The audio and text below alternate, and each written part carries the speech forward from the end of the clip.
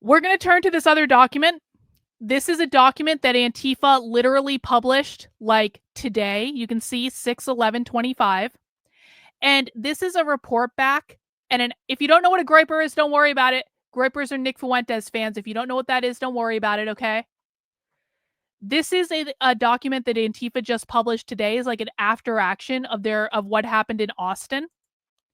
So basically, this is Antifa communicating back saying, guys, here was what we did in Austin. Here's what that means for all you other groups around the country. So let's hear what they had to say.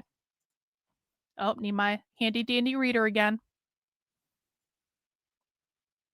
Come on. Not going to read this whole thing myself. There it goes. Melt ICE be water. Report back from a hot summer demonstration in Austin, Texas. The wave of resistance to federal raids that erupted in Minneapolis and spread to Los Angeles is generating shockwaves of revolt all around the country. As Donald Trump concentrates National Guard Marines in Los Angeles in an effort to terrorize those who are bravely standing up for their communities. The best form of solidarity is to extend the battle line. Do you guys like the language that they use? As Donald Trump concentrates National Guard and Marines in Los Angeles in an effort to terrorize those who are bravely standing up for their communities. You can see the oppressor versus oppressed narrative, right? Donald Trump, the evil oppressor, bringing in the military to oppress the communities. And then these brave warriors that are just standing up for their people, but they really do believe this. The best form of solidarity is to extend the battle lines far and wide, overstretching the mercenaries who serve him. In the following account, participants in a demonstration in Austin, Texas on June 9th describe how they escaped the control of party organizers who sought to limit the potential of the protest, then evaded police for 2 hours, escalating the pressure on those who seek to subdue us. I know exactly what they're talking about here. Do you guys want to know what's funny? They're talking about the Party for Socialism and Liberation. I know they're talking about the Party for Socialism and Liberation because I've seen them kind of shit talk them elsewhere. In the following account, participants in a demonstration, I'm pretty sure they are anyway, in the participants in a demonstration in Austin, Texas on June 9th describe how they escaped the control of party organizers, I'm pretty sure that's the Party for Socialism and Liberation, who sought to limit the potential of the protest and then evaded the police for 2 hours, escalating the pressure on those who seek to subdue us. What they're saying is the organizers of the protest didn't want us to be violent in our methods. The organizers of the protest were trying to corral us and make us be peaceful protesters, but we escaped the control of the party organizers. This is, again, another example of how Antifa is different than the Party for Socialism and Liberation. I know that the PSL is getting a lot of press. The PSL is generally nonviolent, though. Don't get it twisted. They will get violent if they have to. They will do graffiti. They will be destructive. But generally speaking, the Party for Socialism and Liberation is nonviolent, and they don't want those types of optics. Antifa's like, fuck you guys. We want to be violent. We're going to escape control of the oppressive party.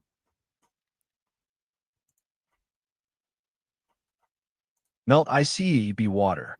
On the evening of Monday, June 9th, over 600 protesters gathered at the Texas Capitol for a march announced by the Party for Socialism and Liberation. I mean, can I get some Karlyn was right in the chat? I didn't read this before I showed it to you guys. I told you, Antifa doesn't like the Party for Socialism and Liberation. They've been shit-talking them in their documents. I want to see some Karlyn was right in the chats, please. Thank you. Thank you, Liquid Marble. Thank you. Thank you. Thank you. You guys will get used to that, by the way. On the evening of Monday, June 9th, over 600 protesters gathered at the Texas Capitol for a march announced by the Party for Socialism and Liberation.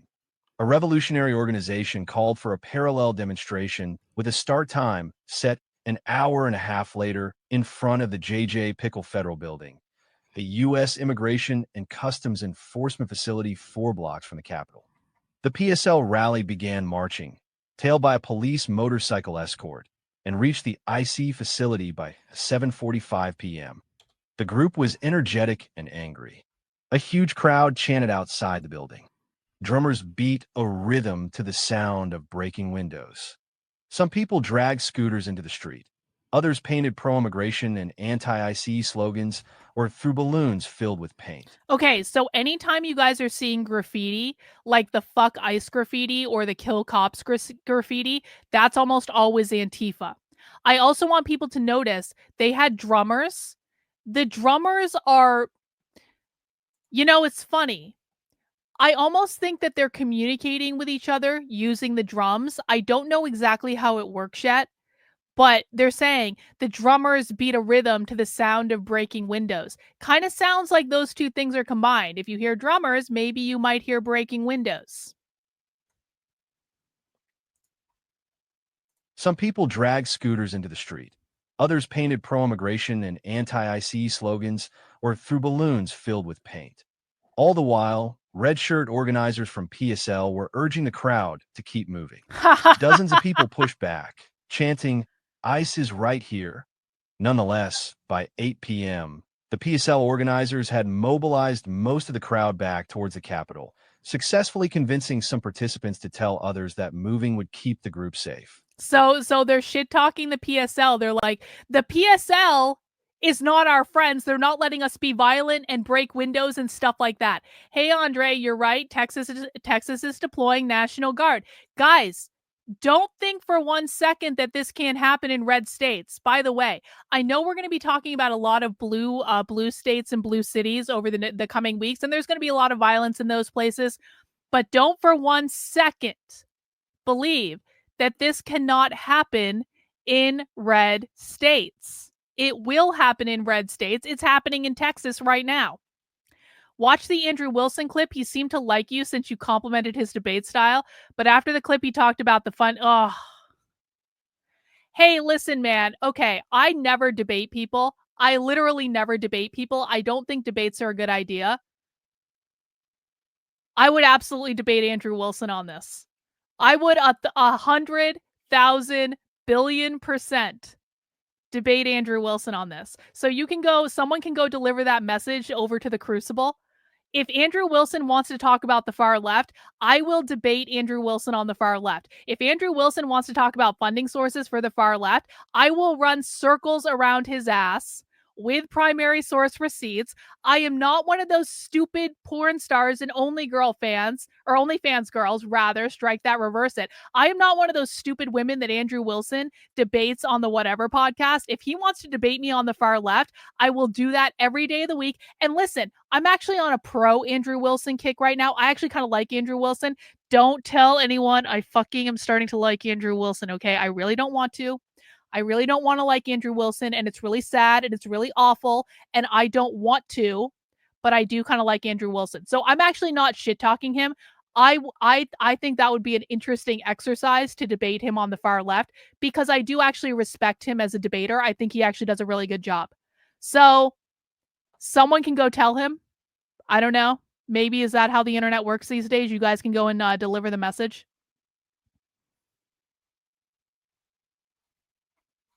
Okay, let's continue. Nonetheless, by 8 p.m., the PSL organizers had mobilized most of the crowd back towards the Capitol, successfully convincing some participants to tell others that moving would keep the group safe. A splinter group of about 100 stayed behind and continued to express their feelings with art and music. The march was effectively split between those who were acting on their own initiative and those who were submitting to the authority of the PSL. The march surrounds the JJ Pickle Federal. Wait. Oh, here's pictures from the march. So you can kind of see what they look like. Guys, if you see people in masks like this, they're almost always Antifa. By the way, people think that Antifa only dresses in black. Antifa specifically dresses like normies for a lot of this protest because they don't want people to be able to identify them as like Antifa instead of normies. So look at this, though. They're trying to paint the Party for Socialism and Liberation as the oppressors. This is so funny. This is we're gonna see a whole factional warfare on the left between Antifa and the Party for Socialism and Liberation. The march was effectively split between those who were acting on their own initiative, Antifa, and those who were submitting to the authority of the evil, oppressive Party for Socialism and Liberation. PSL shepherded the larger group back towards the Capitol building to an intersection with nothing but high fences, mounted cops, and streets blockaded by police. PSL organizers got on a microphone to formally disband the march. They thanked everybody for coming and encouraged them to go home and rest up to do it all again later. The crowd grew uncertain, largely returning to the sidewalk in front of the fenced-off Capitol and very nearly ceding the street to the police, except for a few insistent spirits who remained in the intersection. Hang on, we got a super chat coming in from Scabs. Former leftist, by the way. An hour behind because I was listening to Broken Crown. Would love to hear a discussion between Aiden. I don't know about that one. I don't have anything against her, a certified social scientist and the queen fascist bitch. I don't know, man. I interacted with her a little bit in 2020, I think. I don't really remember that much about her. If she wants to reach out to me to talk to me, she's more than welcome to do so. But thank you for the super chat. I really do appreciate it.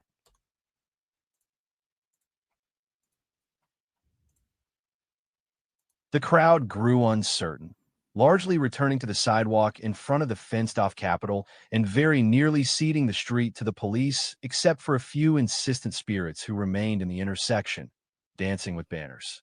Troopers blared their sirens on both sides and commanded them to get onto the sidewalk, but the dancers stayed, leading chants of China. I love it. They're like, you can picture how Antifa is imagining this in their head. They're like, the evil PSL tried to make us get back on the sidewalk with their bullhorns. They're trying to paint the PSL like they're the police.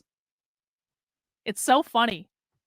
Average person, can we say for certain PSL is Stalinist, or is that still speculation? No, the PSL is 100% Stalinist. Yeah, they're very Stalinist. So guys, one of the issues on the left is, okay, among revolutionary groups on the left, you have Marxist-Leninists. Antifa is probably going to be Marxist-Leninist. Revolutionary Communists of America are Marxist-Leninists. Most queer Marxists are Marxist-Leninists. And then you have Stalinists. And Marxist-Leninists do not like Stalinists at all. And this might sound weird, right? You're like, they're all communists. Why wouldn't they like each other? Well, Marxist-Leninists believe that Stalin ruined everything. They think that real socialism has never been tried because Stalin failed. And so you got the Party for Socialism and Liberation that is Stalinist and also has roots in Mao because Mao is in the tradition of Stalin. And then you've got these other leftist organizations that are Marxist-Leninists that overtly denounce Stalin, and they don't like him and they don't like other Stalinist organizations. So one of the things that we're seeing here is that Antifa, at least these people, are Marxist-Leninists. The PSL are Stalinists, and so they go like this. They don't like each other. People think the left always agrees. The left does not always agree.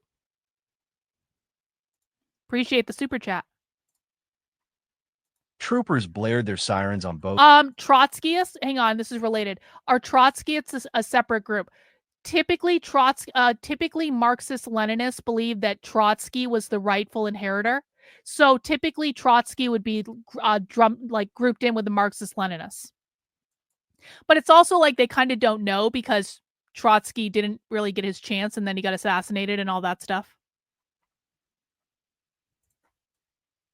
Troopers blared their sirens on both sides and commanded them to get onto the sidewalk, but the dancers stayed, leading chants of China la migra, Tinga la migra.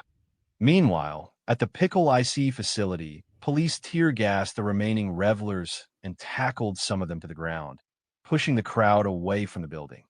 Unaware of this, the cheerleaders at the Capitol continued to dance, especially when the walk signal was on, inspiring some of the crowd to flood out across the street. They had a dance party. The crowd remobilized in waves. This first wave took a sidewalk route back to the Pickle, where it collided with the smaller splinter group that had just been gassed. Together, they created a barrier of scooters across the street behind them and began to square off with the police in front of them. Okay, they created a barrier of scooters across the street behind them and began to square off with the police in front of them. Here you can see. So one of the things they do in these cities is they go and they get these scooters that like you can rent out on the sidewalk. They use the scooters as weapons. So in Los Angeles, we saw they were getting these scooters and throwing them off the freeway overpass at the cops. In Seattle yesterday, footage came out of Antifa was getting all the bikes off of these bike racks and then putting them all in a giant pile and zip tying them together. I thought they were trying to create a barrier of some sort or like a fence or something, but apparently they were trying to light them on fire. And the reason they were trying to light them on fire is they wanted to create an explosion outside of the police station and use the batteries of the bikes to do it. So this is part of what they do. They look for things in the streets that they can use as weapons, that they can use as barriers and all that stuff, and then they use it in that way. Together, they created a barrier of scooters across the street behind them and began to square off with the police in front of them. Protesters stand behind a line of electric scooters dragged into the streets to defend against police Oh, that's a incursions. Back at the caption. Capitol, a chant of "Whose streets?" Our streets brought the hundreds still on the sidewalk back into the intersection and returning south on Congress Avenue. Almost immediately, two motorcycle cops confronted the crowd. People hesitated but pushed on. The chopper cops tried to discourage them by blaring their sirens and driving forward. One motorcycle drove into the crowd at high speed, forcing protesters to jump aside. There were immediate consequences for his aggression. A crowd surrounded his vehicle and forced him off of it into the ground. Hang on. Meanwhile, This is a common question. How many pallets of bricks have you actually seen? I'm not talking about past years. I'm not talking about 2020. I'm talking about right now. Because I haven't seen any pallets of bricks. And I've looked. I've seen a suspicious pile of rocks in an alleyway. Maybe someone dropped that off. Maybe Antifa stole it. I've seen Antifa taking a hammer and beating some concrete blocks on a sidewalk in order to be able to create rocks to throw at people. I don't think you did. I don't think you did. Where did you see them? Guys, I see this all the time from conservatives where you guys say you've seen things that you haven't seen and that I know you haven't seen because I pay attention to everything. Okay? I do not believe currently there is a significant number of these pallets of bricks being dropped off because I watch all the on the ground footage I can and I haven't seen them. Maybe there are. Maybe you guys know something I don't. You guys can send me those links, send them to me in my DMs on Twitter, send them to me in my DMs on Substack. The cinder blocks were put there by Home Depot to block the gates to block access to their loading docks. See, this is what I knew. I fucking knew it was something like this. I knew it was something like this. So Home Depot put the cinder blocks there to block access to a loading dock. It wasn't a grand conspiracy, guys. So I appreciate that there's a lot of misinformation out there. This is why we do this. Listen, if Antifa is actually doing the cinder block thing, they're going to write about it. If Antifa is actually doing the brick thing, they are writing on the internet about the violent things they want to do. They're not unclear about the violent things they want to do. If they're doing it, they will take credit for it. There's all sorts of shit on this website about violent, illegal things that they do. If they are doing it, they will tell us they're doing it. But until then, I'm going to assume that either it's not really happening, it's bullshit propaganda, it's another mistake, or it's like a coincidence, like Home Depot or something did it. Maybe someone stole something from a construction site. That does happen. But I promise you, if they're doing it, they're going to take credit for it, and we'll find that when we look in the documents. meanwhile, the news arrived that the small group at the Pickle Building had been gassed and dispersed with a few arrests made. Although this caused a moment of hesitation, when the crowd rounded 8th Street and came upon the barrier line of lime scooters, people became jubilant. A state trooper Pepper sprays a protester after a confrontation in response to officers driving their motorcycles into the crowd. Faced with a line of police blocking access to the building, The mostly reassembled crowd turned around. When they reached Congress Avenue again, moving west, there was a line of cruisers directly ahead and a line of bike cops to the left. Immediately, the crowd found a gap in the bike line on the sidewalk and flooded through it. Hang on. Sometimes I see questions in the chat and I just want to answer them when they come up. Have you seen any Satanism on either side? What do these people consider their religion? Okay. I've never seen Satanism. What I have seen. Do you guys want to see what an abortion shrine looks like? Should we take a break from Antifa documents to see what an abortion shrine looks like? Press 1 in the chat if you want to see what an abortion shrine looks like. Press 2 in the chat if you just want to keep going. Let me know. So in general, what leftists believe about religion, leftists are not as anti-religion as you seem to think, as people think they are. Leftists generally believe that religion will disappear when capitalism disappears. I've never seen overt Satanism on the left. I have seen an abortion shrine, though. And I'm going to show you the abortion shrine because I'm seeing a lot of ones in the chat. Okay, give me 1 second, please. I'm going to pull up a document. Hang on. Let's get these on my screen. Okay. We're going to go back into the archives, and I'm going to take you back to the first ever undercover thing that I did. And the first ever undercover thing that I did was at a socialist reproductive justice conference. I went to a whole conference and spent a whole day with the Shout Your Abortion people. And the craziest thing that I saw on the day that I went to the abortion conference was I went on a tour of how to have a self-managed abortion, where they taught me how to take the abortion pill, and they walked me through all the steps in taking the abortion pill. And this was my tour guide, and her t-shirt had the abortion pill on it. This was at Hampshire College in Massachusetts, by the way. If people want to follow along with the pictures, I'll put this link in the chat. This was in April of 2023. And there were many steps to the abortion tour. First, you had to go to the living room. And in the living room on the abortion tour, they basically talked about a bunch of reasons why you might want to have an at-home self-abortion. Dragon Ball says, I don't understand why conservatives are obsessed with figuring out who's funding this. It doesn't matter. If all the funding was discovered and stopped, leftists would still be marching and wreaking havoc. Yeah, that's actually 100% correct. I think a lot of the, listen, it's not a bad idea to know where the funding is coming from, but generally speaking, I think where the funding is coming from is not actually the most important thing. The most important thing is, what are they actually doing? Okay. Yeah, Hong Kong is pro-capitalist. I'm going to say that. Dragon Balls is in Hong Kong too, so he would agree. So this is the living room in the abortion tour where they teach you all the reasons why you're supposed to have an abortion. And then they take you into the kitchen. This is the kitchen on the abortion tour. And in the kitchen, they teach you how to have a nice cup of tea while you're having your self-managed at-home abortion. And they talk about, here are all the things you're going to need for your self-managed abortion. You're going to need sweatpants and tea and a heating pad. And maybe a friend can make you a gift basket with all of these things in it to give you a gift when you have your abortion. This is the bedroom where you will lay down while you are waiting for your abortion pills to take effect.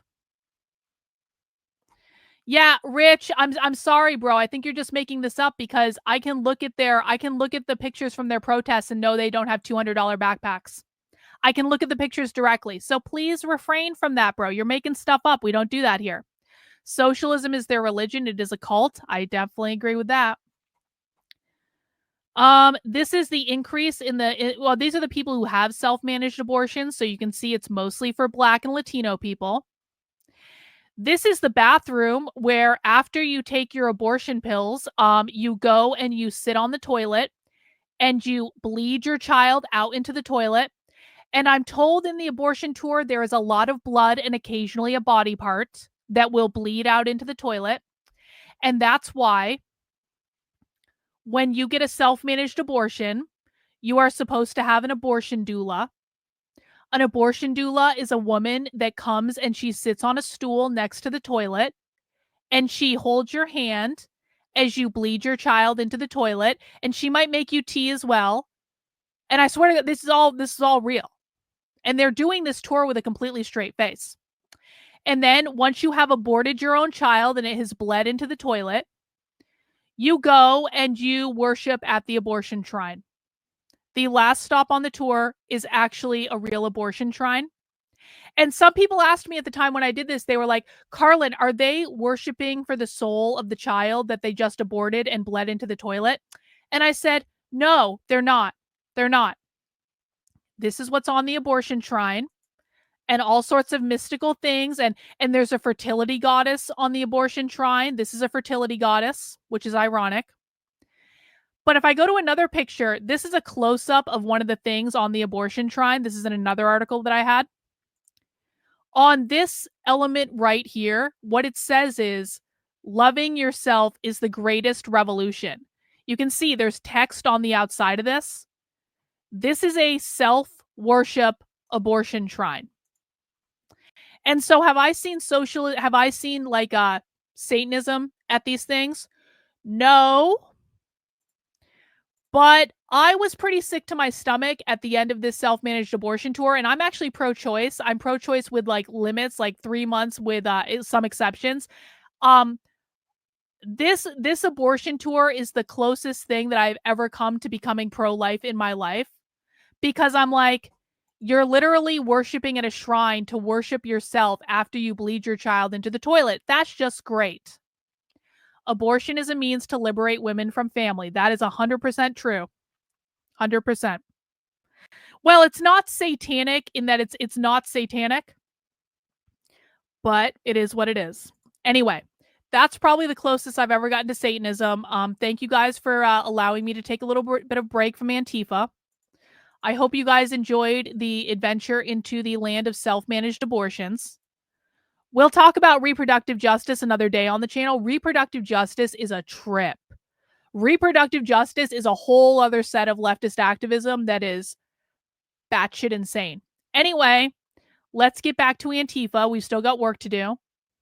Immediately, the crowd found a gap in the bike line on the sidewalk and flooded through it, embodying the watchword of the Hong Kong uprising of 2019. Be water. Though many were too young to have heard this saying in the George Floyd rebellion of 2020. The crowd quickly realized what a victory this evasive maneuver was. Suddenly, there were no flashing lights to be seen. They had broken out of the police cordon. For the next few hours, they were able to move freely through downtown Austin. China la migra resounded throughout the downtown streets. Rambunctious and playful activity escalated, each gesture building upon the last. Everything that wasn't nailed down was moved into the street. Orange barrels, scooters, event signs. The muses sang to painters from banks and venture capital firms. Some downtown businesses lost windows. Some parked Lexuses lost the wind in their sails. The crowd proceeded south down Congress. Wait. That's actually hilarious. Listen to how Antifa writes. Some downtown businesses lost windows because Antifa hit the windows with a hammer. Some parked Lexuses lost the wind in their sails because Antifa took a knife and stuck it into their tires. Like, they're talking about the destruction of private property here. They're talking about the bourgeois property of the rich people. The crowd proceeded south down Congress, reaching the Congress Bridge and starting across it. At this point, the front of the march was far ahead of rest of the march. People were uncertain about crossing the bridge out of downtown. Some started moving onto the sidewalk. There was a moment of hesitation before the crowd doubled back, heading back to familiar targets like City Hall, the Capitol, and downtown in general. Then they moved west on MLK along the river, stopping at City Hall to hang the Mexican flag over the balcony before traveling north 10 long Texas blocks all the way back to the Capitol. Fortunately, there, they encountered the remains of the group that had originally remained at the J.J. Pickle building until they were tear-gassed and dispersed. There were chants of L.A. lead the way, bolstered back up to 200 or 300 people. the crowd finally returned to the pickle building. More windows were broken. Some trucks showed up, and the drivers did burnouts while blasting electrifying music. People emptied water from construction barricades, flooding the street. Everyone loved it. Raucousness, dance party, good cheer. Protesters overturned construction barricades, emptying them and filling the street with water. The Oh, that's crowd nice. continued on down to 6th Street, the main drag for nightlife. A scooter shattered the custom neon sign of the mothership, Joe Rogan's Comedy Bar. They destroyed the sign of Joe Rogan's bar? Someone go tell Joe Rogan that Antifa has claimed responsibility for destroying the neon sign at Joe Rogan's Comedy Bar. Poor Joe Rogan, he'll have to buy a new sign. A scooter shattered the custom neon sign of the mothership, Joe Rogan's Comedy Bar.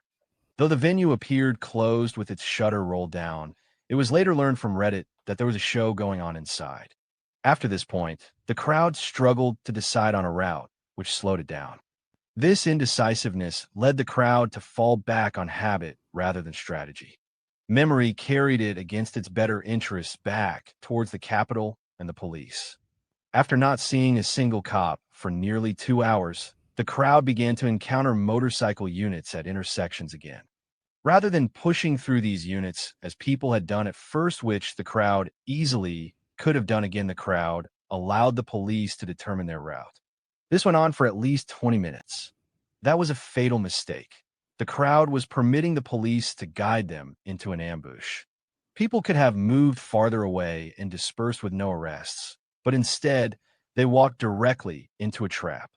After marching back up 6th Street, the crowd continued west past Congress, the street leading to the Capitol building.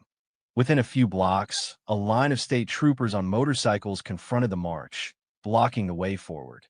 Once again, indecisive, the crowd began to split up into different groups, one going north, one south, before consolidating into a single mass heading south. They barely got halfway. I just want to point something out. Every part of this action is meticulously documented. Every part of what happened, the strategy behind it, why they did what they did, how they did it, they write all this stuff down immediately. They send it out to CrimeThink. The reason that this is on CrimeThink's website is the purpose of this is to communicate this out to other Antifa groups all over the country so that they can learn from what they did in Austin. Antifa learns from each other, guys. All the documents on this website, they're published with the intent of communicating with this decentralized network of cells all over the country so they can learn from each other. I just want to point out, insane people don't do this. Mentally ill people don't do this. People who have a personality disorder don't do this. This is highly strategic. This is highly coordinated.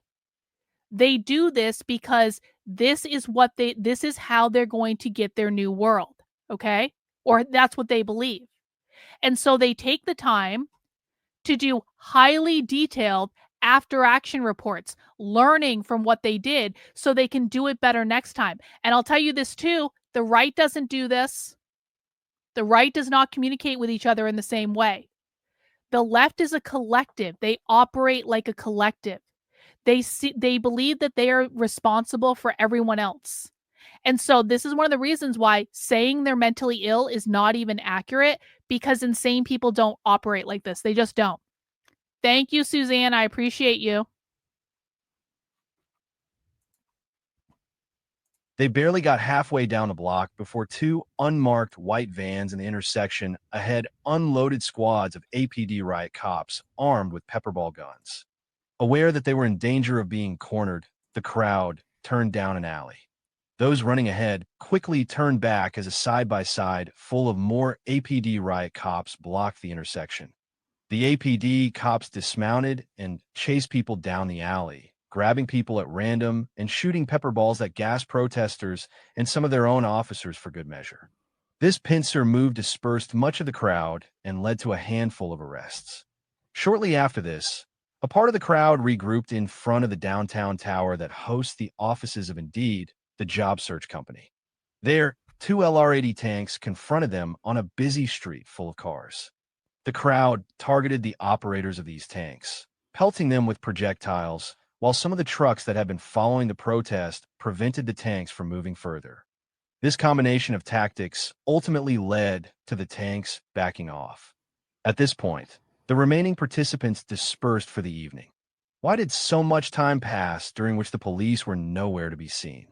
First, the blockading genuinely interrupted their ability to pursue the march. Yo. This was something that the Austin police had. So now they're saying, here are the things that we did that disrupted the operations of the police. This was something that the Austin police had not experienced on this scale before.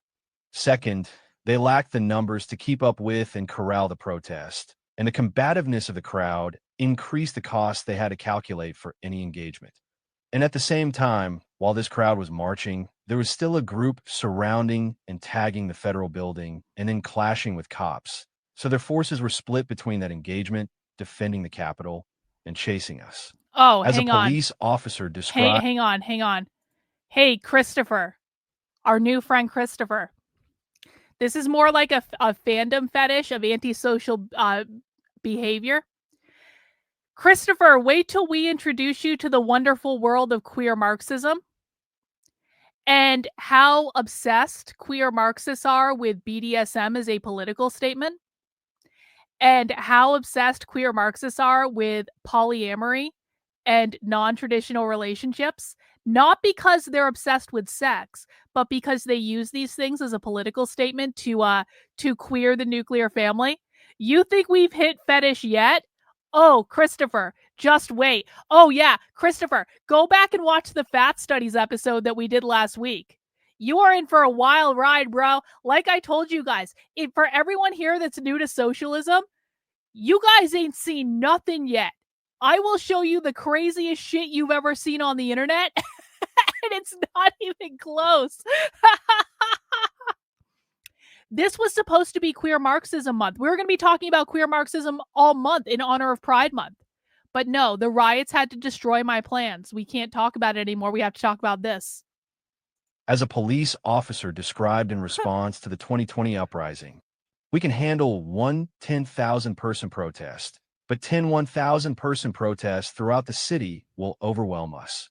Perhaps the police were told to stand down, or not to create a confrontation in the neighborhood that the march passed through, or to focus on the Capitol and the federal building, but for now, we don't know.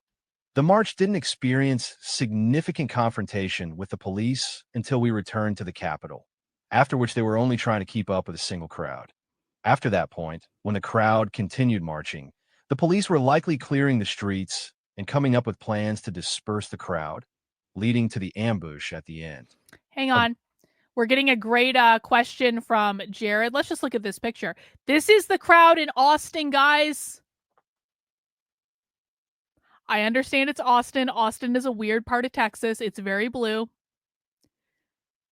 But look at the crowd in Austin that they got to come out on a weekday.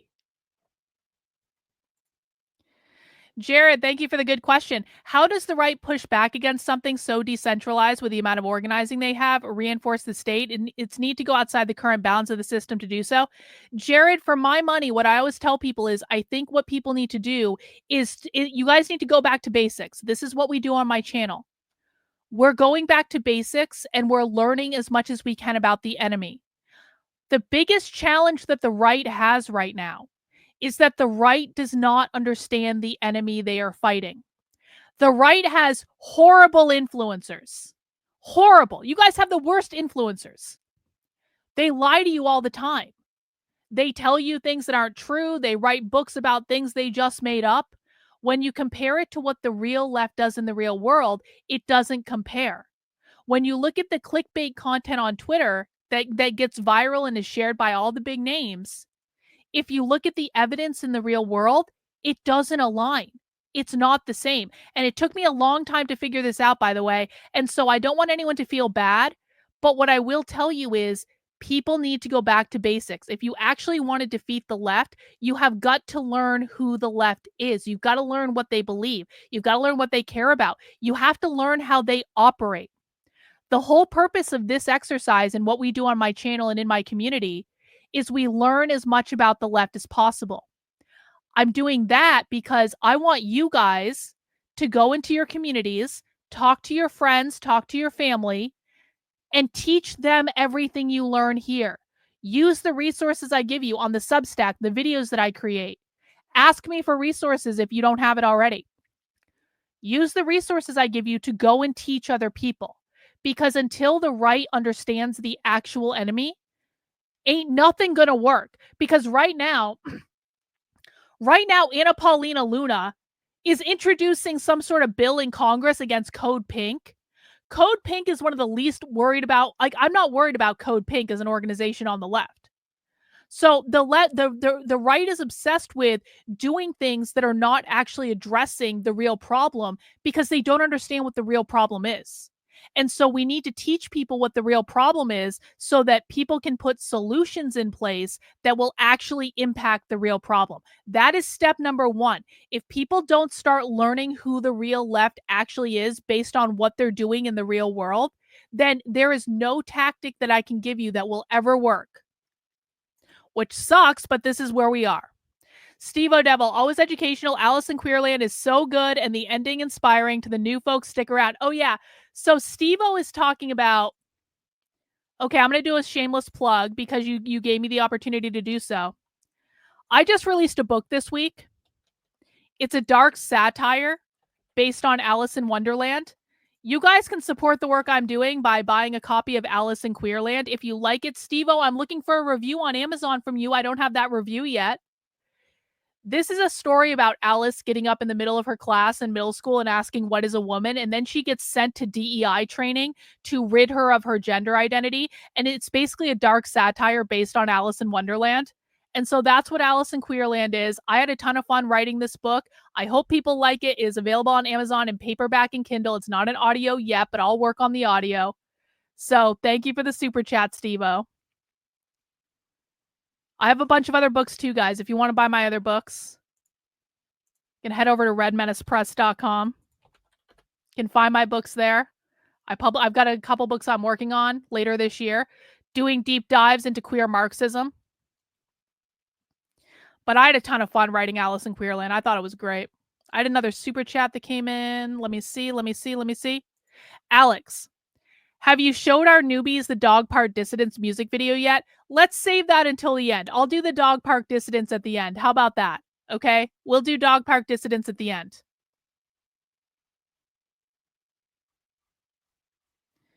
All right, let's go back to our document. This is long. We're not going to be able to get to that video today, but that's all right. A growing crowd occupies the street in front of the federal building. We'll conclude with some conclusions about the events of the evening and about what can come next.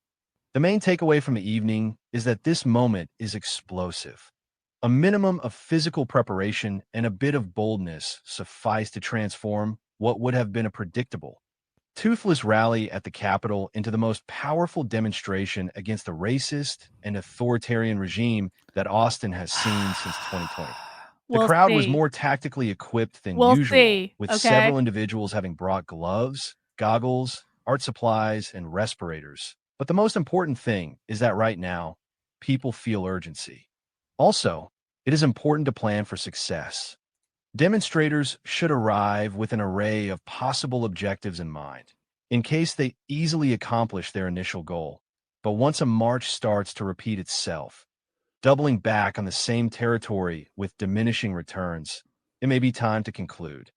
In this case, the participants surprised themselves by getting past the police and opening up a new horizon of possibility.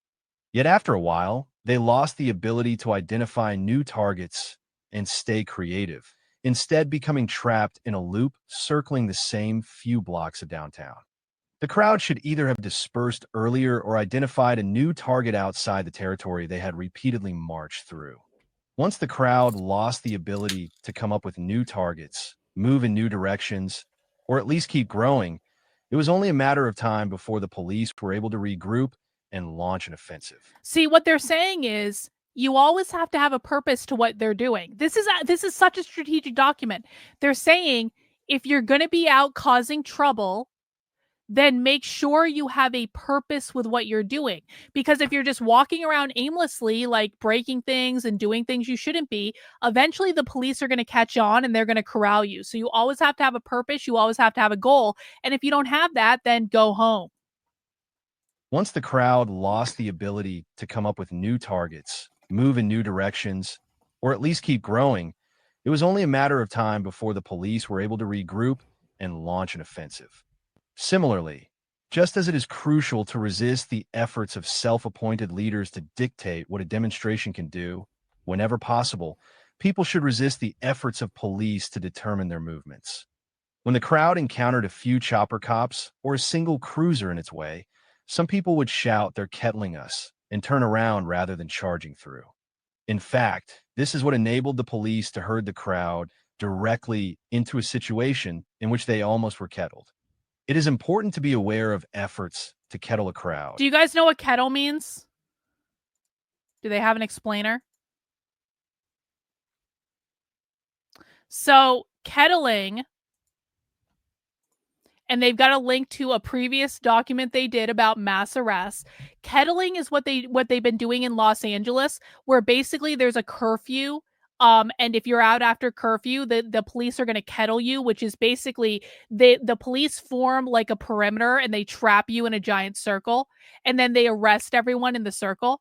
So they're explicitly explaining here, like, hey, if you end up getting arrested, try to make the best of it. By the way, they do train to get arrested, but they're trying to warn people, like, this is how you get trapped in these situations.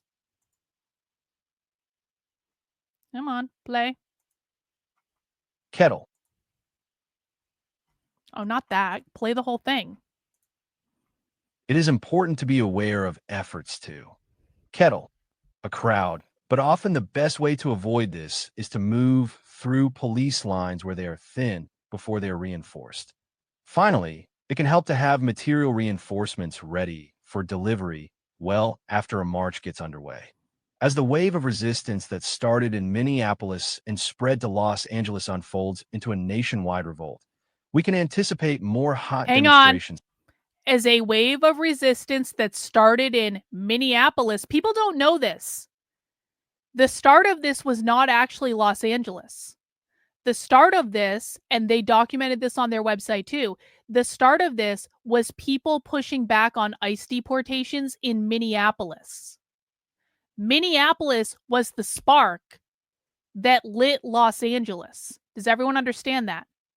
A couple people, Antifa, Minneapolis is extremely leftist, stood up to ICE deportations in Minneapolis. This got almost no media coverage, but Antifa knew about it and they communicated about it. And guess what? The people in Los Angeles copied the people in Minneapolis. Yup, the home of George Floyd. Exactly.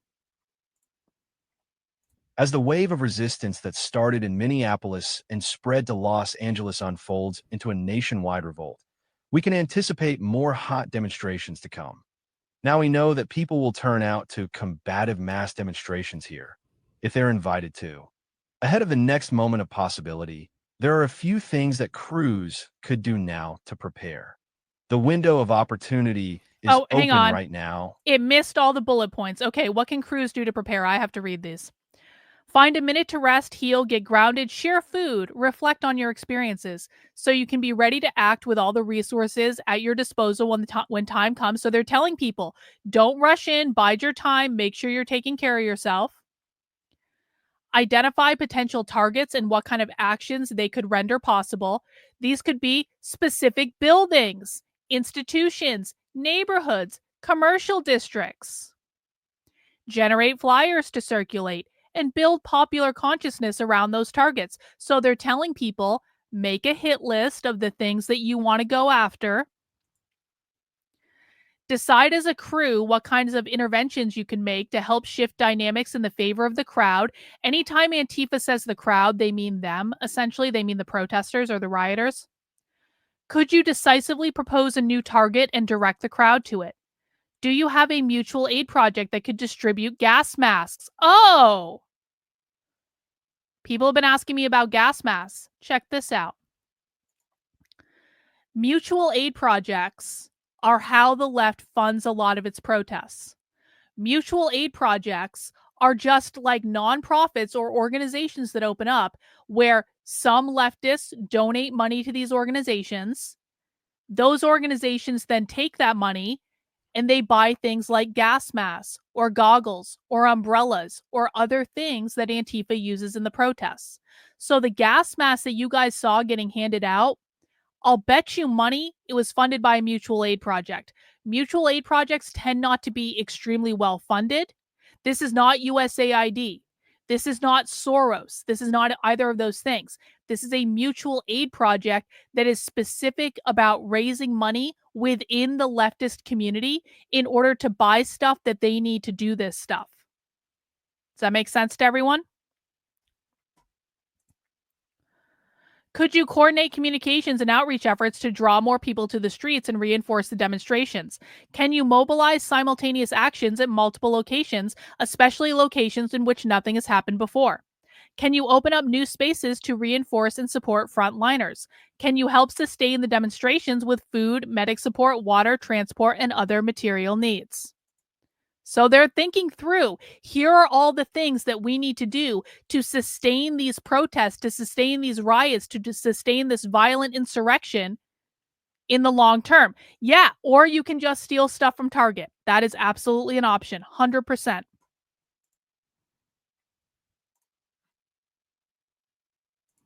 Down here, play. The window of opportunity is open right now, and the possibilities are endless. It is up to all of us to bring those possibilities into existence before the forces that seek to preserve a world of police, borders, and exploitation can slam it shut. Is that it? That's it. That is the end of the document. All right. So that is the Antifa document. That is the after action report for Austin, Texas. It just got posted on their website today. That is their perception of what happened in Texas, and that is what they want other groups all over the country to know.